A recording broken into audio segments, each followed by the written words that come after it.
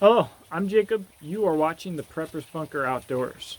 Today, I want to talk to you about the Tops Hawke, which is the same as the Tops Hawke, except it's black, basically. So I guess you could use that review for the Hawke as well.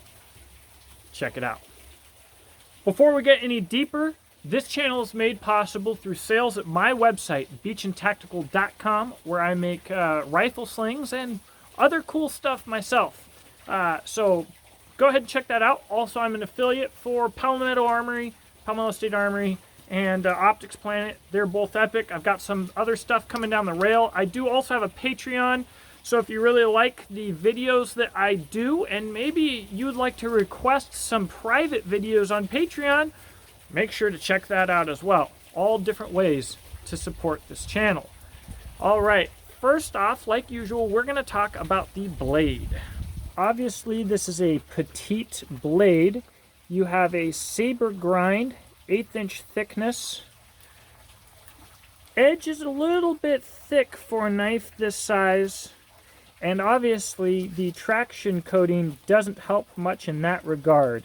It is going to affect slicing performance. However, the knife has sliced plenty well for me for what it is. And the edge so far has been easy to keep and has lasted a decent amount of time. And being that that has traditionally been my problem with Tops knives, is how long they do or don't hold their edge and how easy they are to sharpen. That's pretty doggone exciting. As you can see here, when it comes to, your feather sticks and your tinder and your firecraft or whatever, the edge geometry is more than adequate.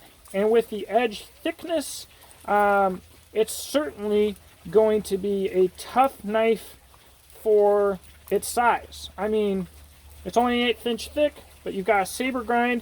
I don't know how the crap you would do something to break this knife unless it meant doing something crazy like using it as a pry bar and putting a cheater bar on it or something. So, it is what it is. It's a small knife with an 1/8 inch blade. Nothing crazy. And it works well.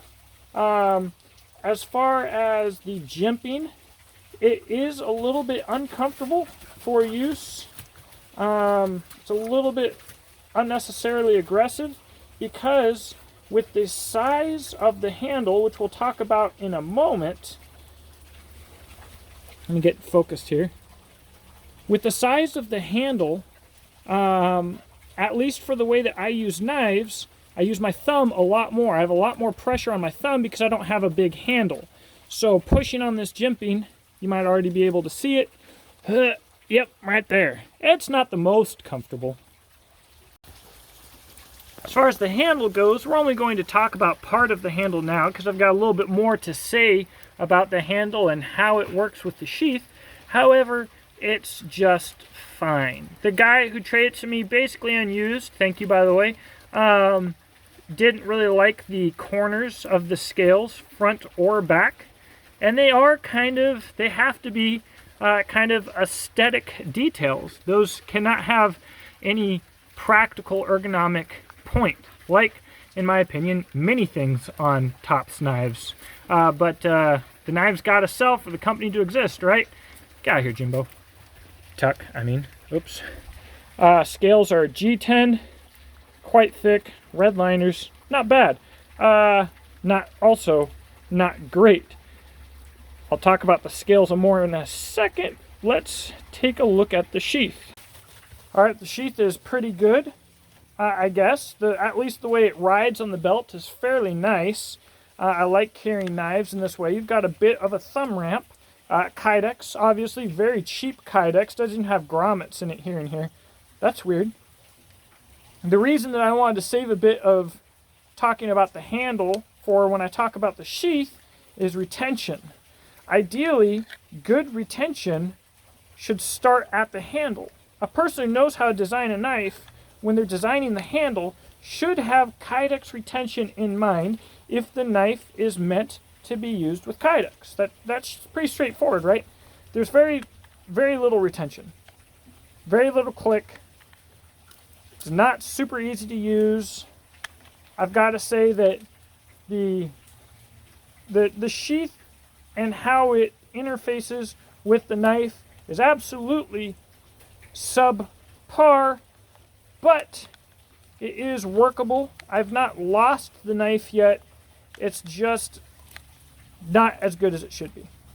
Now, if you're a longtime fan of or subscriber of this channel, you know that this knife is not as used or abused as the knives that I review typically are. It's not really for a lack of trying, it's because of the knife's size.